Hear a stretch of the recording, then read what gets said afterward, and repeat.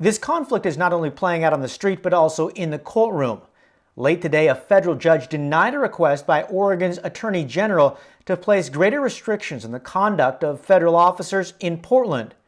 Meanwhile, Billy Williams, the U.S. Attorney for Oregon, lashed out against city leaders for not taking control of protests in downtown Portland.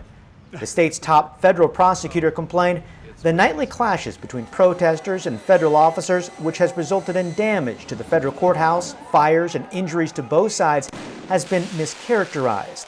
He claims these aren't protests, it's just, quote, mindless violence. On Thursday night, thousands of people gathered outside the federal courthouse.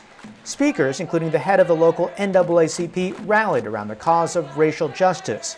Around 1 a.m., after most of the crowd had left, a group tried to break through the large fence around the perimeter of the building.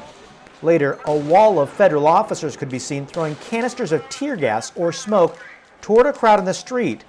Federal officers took position on the city street at least 1 block away from the federal courthouse. They're not out on the streets, okay? They were last night. They were out on the streets. There's video of them outside of the fence. Okay, In previous so nights, we've seen them out on the streets. Okay, so we can review what took them out there.